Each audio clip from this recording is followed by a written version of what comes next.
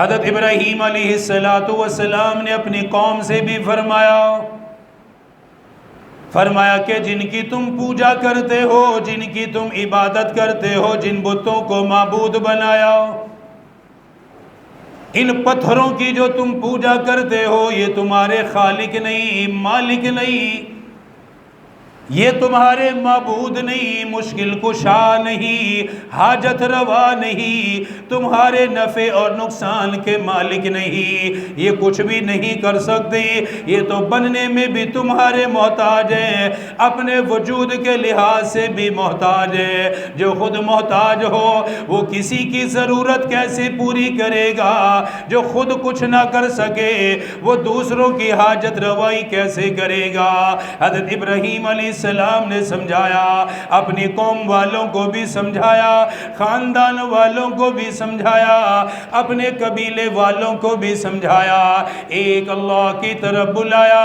آسمانوں کا مالک اللہ ہے، زمین کا خالق اللہ ہے، ساری کائنات کا معبود اکیلا اللہ ہے، اس کے علاوہ کسی کی عبادت نہ کرو، اسے چھوڑ کے کسی کی بندگی نہ کرو۔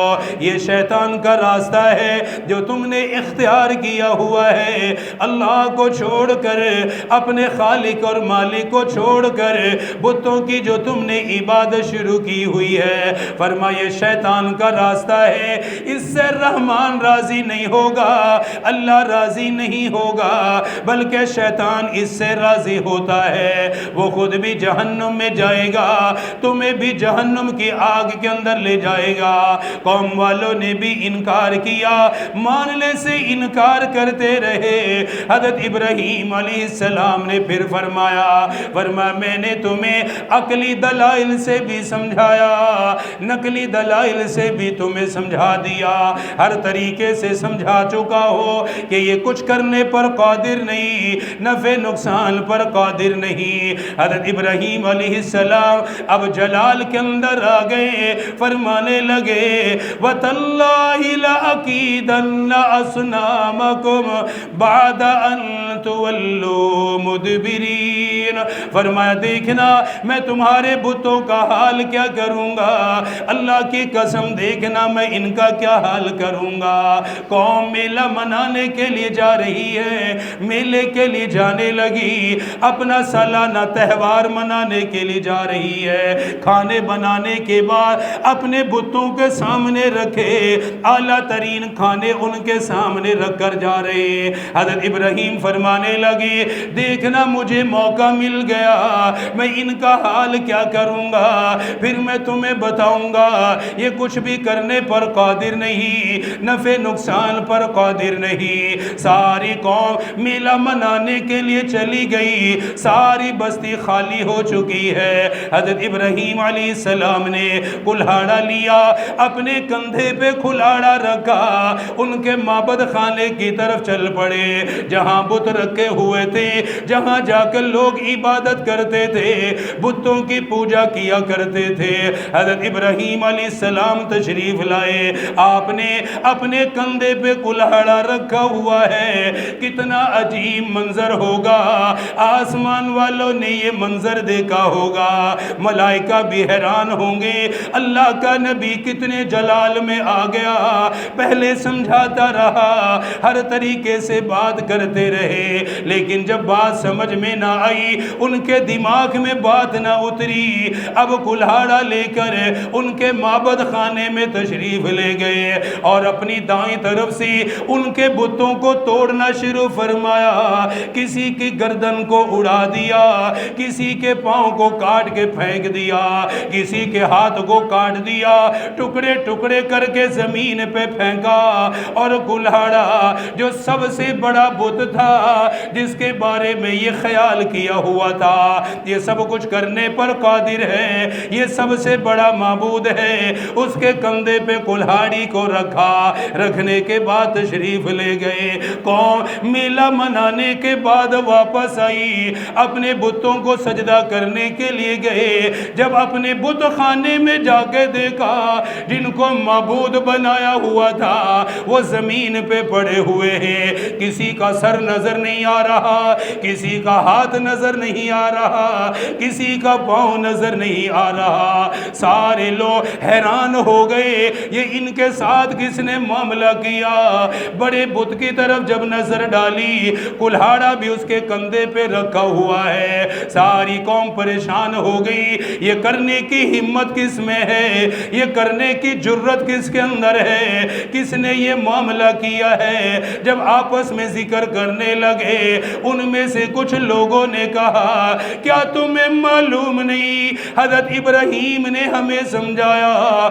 اللہ کی طرف ہمیں بلایا، اور جب ہم جا رہے تھے انہوں نے قسم کھا کر یہ کہا تھا، دیکھنا میں تمہارے بتوں کا کیا حال کروں گا۔ کہنے لگے کہ تمہیں پتہ نہیں کہ وہ کیا کہہ رہے تھے؟ وَتَاللَّهِ لَأَقِيدَنَّ أَصْنَامَكُمْ۔ سورہ انبیاء میں اللہ تعالیٰ نے پورا واقعہ بیان کیا ہے کہ وہ تو قسم کھاتے ہیں کہ میں ان کا دیکھنا، میں ان کو کیسا ان کا حال کروں گا، تمہیں پتہ چلے گا یہ کیا کر سکتے ہیں۔ قَالُوا سَمِعْنَا فَتًى يَذْكُرُهُمْ يُقَالُ لَهُ ابراہیم۔ کہنے لگا ایک ہی نوجوان ہے جو یہ کر سکتا ہے۔ قَالُوا سَمِعْنَا فَتًى يَذْكُرُهُمْ يُقَالُ لَهُ ابراہیم۔ کہنے لگا ہم نے ایک ہی نوجوان کے بارے میں یہ سنا ہے اور اس کا نام ہے حضرت ابراہیم۔ یقال لہو ابراہیم، اس کا نام کیا ہے؟ حضرت ابراہیم۔ یہ انہوں نے کیا ہے، وہی ان کے مخالفت کرتے ہیں۔ تو یہ سارا معاملہ ان سے پتہ کریں، وہ بتائیں گے کہ یہ کیا ہوا۔ کہنے لگے قالوا فأتوا به على أعين الناس لعلهم يشهدون۔ اللہ تعالیٰ نے پورا واقعہ ذکر فرمایا، پورے حالات کو اللہ تعالیٰ نے بیان فرمایا۔ وہ کہنے لگے اس نوجوان کو بلا کر لاؤ، ساری قوم کے سامنے اسے لا کے کھڑا کرو، اس سے پوچھا جائے گا ان کا یہ حال کس نے کیا ہے، کیا آپ نے ان کو توڑا ہے؟ حضرت ابراہیم علیہ السلام کو لایا گیا۔ حضرت ابراہیم علیہ السلام بغیر کسی خوف کے کھڑے ہوئے ہیں، دل کے اندر کوئی ڈر نہیں، کوئی خوف نہیں، کسی بھی قسم کی کوئی پریشانی نہیں، بالکل ثابت قدمی کے ساتھ بڑے اطمینان کے ساتھ تشریف لائے۔ قوم والوں نے آ کے انہیں گھیر لیا اور کہنے لگے قالوا اانت فعلت هذا بآلہتنا یا ابراہیم۔ کہنے لگے اے ابراہیم، کیا ہمارے بتوں کا یہ حال آپ نے کیا ہے؟ کیا ان کو آپ نے توڑا ہے؟ کیا انہیں زمین پہ آپ نے پھینکا ہے؟ ان کی گردنوں کو آپ نے اڑایا ہے؟ ان کے ہاتھ پاؤں کو کیا آپ نے توڑا ہے؟ حضرت ابراہیم علیہ السلام حقیقت سمجھانے کے لیے فرمانے لگی قال بل فعلہ کبیرہم ھذا فاسألوہم ان کانوا ینطقون۔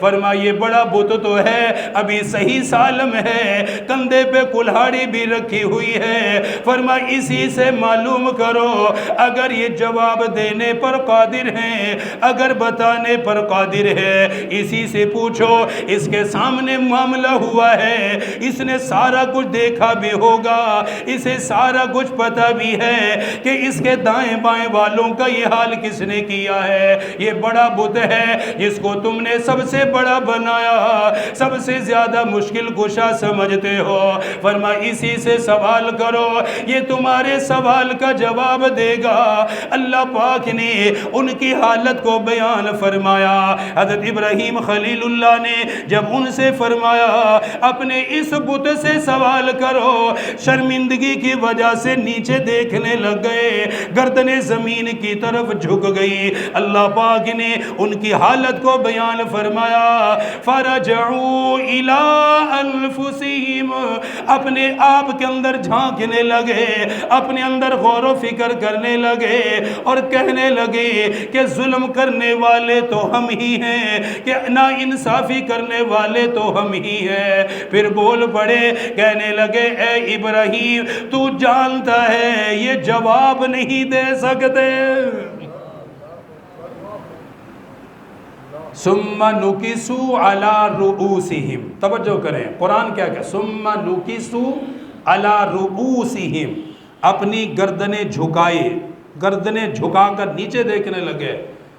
ثم نکسوا علی رؤوسہم، اگلی بار لقد علمت ما ہؤلاء ینطقون، کہنے لگے تو اچھا بھلا جانتا تو ہے کہ یہ بتا نہیں سکتے۔ یہ خود انہوں نے اپنی زبان سے کہا اور اللہ نے قرآن میں بیان کیا، لَقَدْ عَلِمْتَ مَا هَؤُلَاءِ يَنْطِقُونَ، جو پہلے خود سمجھا رہے تھے، حضرت ابراہیم بتا رہے تھے، جسے سمجھانے پر اتنی محنت فرمائی، دن رات سمجھاتے رہے، بتاتے رہے، ان کی عقلوں میں بات کو ڈالتے رہے، لیکن ان کے دماغ میں یہ بات نہیں آئی، اسی بات کو اب اپنی زبان سے خود ہی کہنے لگے۔ یہ کچھ کہنے پر قادر نہیں، بتانے پر قادر نہیں، اپنے نفع نقصان پر قادر نہیں۔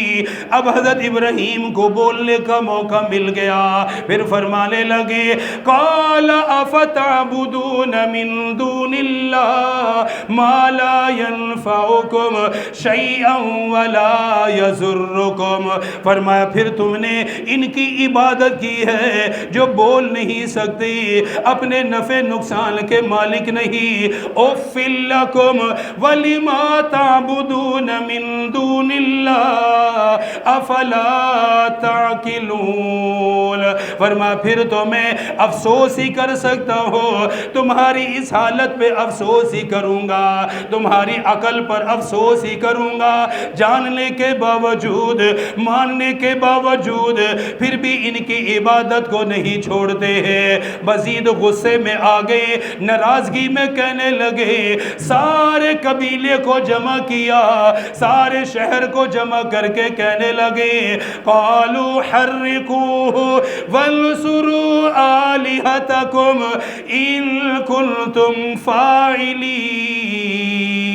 اللہ پاک نے کیسے ان کو ذلیل کیا، کیسے ان کو رسوا کیا، پہلے اپنے بتوں کی توڑ پھوڑ کو دیکھا، اب کہنے لگے یہ تو ہمارے لیے کچھ نہیں کر سکتے، کم از کم اپنے بتوں کی خود ہی مدد کر دو۔ عجیب معاملہ اللہ نے خود قرآن میں بتایا، کہنے لگے قالوا حرقوه وانصروا آلہتکم، وانصروا آلہتکم، چلو تم ہی اپنے بتوں کی مدد کر دو، ہم خود ہی اپنے معبودوں کی مدد کر دیں۔ کیا مدد کرنی ہے جی؟ ان کے لیے لکڑیاں لانی ہیں۔ کیسا انسان کا عقل، ایسے دماغ مرتا ہے، سامنے ہے سب کچھ، سن بھی رہے ہیں، مان بھی رہے ہیں کہ ہاں جی یہ کچھ نہیں ہے، بیچارے بس مظلوم ہیں، یہ کیا کریں گے، کیا بتائیں گے، اور بس قبول نہیں کر رہے کہ ہاں جو آپ فرما رہے وہ ٹھیک ہے، ماننے کو تیار نہیں، اور زبان سے اللہ کہلوا بھی رہا ہے، کہتے ہیں اپنے بتوں کی مدد کرو، سبحان اللہ، ان کی مدد کرو۔ جسے خود مدد کی ضرورت ہو وہ کیا کسی کی مدد کرے گا؟ جو خود کسی کا محتاج ہے وہ کیا کسی کی محتاجگی دور کرے گا؟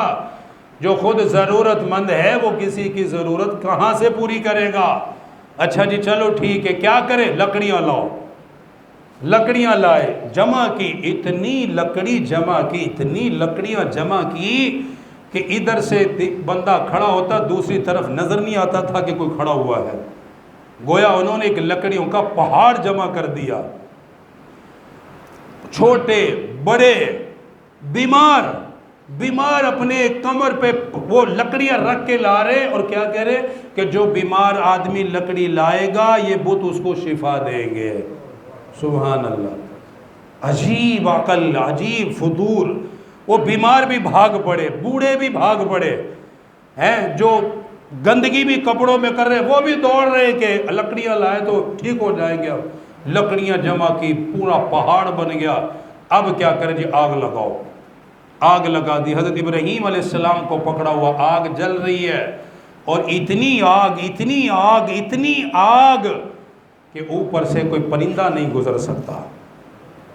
اس سے اندازہ لگاؤ وہ آگ کتنی تھی، کس قدر آگ جمع. انہوں نے لکڑیوں کا پہاڑ کھڑا کر دیا کہ اوپر سے کوئی پرندہ نہیں گزر سکتا. حضرت ابراہیم علیہ السلام کو پکڑا ہوا ہے. اب کہنے لگے کہ آگ تو جلا دی، اندر کیسے پھینکیں گے؟ قریب تو کوئی جا نہیں سکتا، اتنی آگ ہے، وہ خود مرے گا. اگر کنارے پہ رکھ کے آ جائیں تو باہر نکل آئیں گے. ہونا تو یہ چاہیے کہ آگ کے درمیان میں جائیں کسی طریقے سے. وہ شیطان جو ہر برے راستے میں ان کی مدد کرتا تھا پھر آ گیا. اس نے اس وقت جیسے گولے چلانے والی آج کل جدید مشینیں، یہ انہی کی ایجاد تھی اس وقت. انہیں نے ایک منجنیق بنائی اور انہوں نے کہا اس میں باندھ کر ہاتھ پاؤں باندھ کے رکھو اور گھماؤ، اور حضرت ابراہیم علیہ السلام کو چھوڑو، درمیان میں جا کے خود بخود گر جائے گا. یہ سارا کام کیا. حضرت ابراہیم علیہ السلام کے کپڑے تک اتارے گئے. کافر ہے نا، بزدل ہوتا کہ کہیں کپڑوں سے ہی نہ بچ جائے، حالانکہ اتنی بڑی آگ، کپڑے کیا کریں گے وہاں. لیکن ایک فطور ہے نا کہ پتہ نہیں کپڑوں سے کہیں کم نہ جلیں، کپڑے بھی اتار دیے. اس لیے حدیث شریف میں ہے کہ قیامت کے دن اللہ جنت کا سب سے پہلا لباس حضرت ابراہیم کو عطا فرمائے گا. حدیث شریف میں فرمایا سب سے پہلا لباس اللہ حضرت ابراہیم علیہ السلام کو دے گا. کیوں؟ ان کے کپڑے اللہ کی توحید کی خاطر اتارے گئے، اتنی بڑی تکلیف میں گئے. بہرحال آگ میں ڈال دیا. کوئی ڈر نہیں، کوئی خوف. ہم جیسے تھوڑے تھے، وہ ہمارے جیسا ایمان تھوڑا تھا. اللہ کا خلیل ہے، نبی ہے. آگ میں گئے.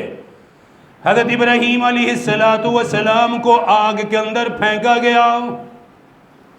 ادھر سے پروردگار عالم نے آگ کو فرمایا، پہاڑ والے فرشتے کو نہیں فرمایا، بارش والے کو نہیں فرمایا، آسمان سے پانی نہیں برسایا. چاہتا پانی برسا کر آگ کو راکھ کر دیا جاتا، آندھی طوفان چلا کر اکھاڑ کے پھینک دیتے.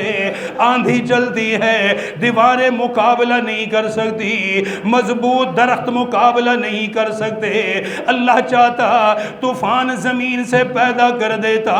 جیسے حضرت نوح علیہ السلام کی قوم بھی طوفان کے اندر غرق ہوئی، ہر جگہ سے اللہ نے پانی کو نکالا، پانی کے چشموں کو جاری فرمایا. چاہتے یہاں بھی آسمان سے پانی برسا سکتے، زمین سے پانی نکال سکتے. ایک منٹ نہیں، چند لمحے کے اندر نہیں، بس کن کا حکم ہونا تھا، آگ کو بجھا کر ختم کر دیا جاتا. لیکن میرے خالق نے آگ کو نہیں بجھایا، آگ کو جلنے دیا، آگ کو روشن رکھا، بلکہ آگ سے اللہ نے خود خطاب فرمایا. قرآن کریم اللہ نے فرمایا قُلْنَا يَا نَارُ كُونِي بَرْدًا وَسَلَامًا عَلَىٰ إِبْرَاهِيمَ.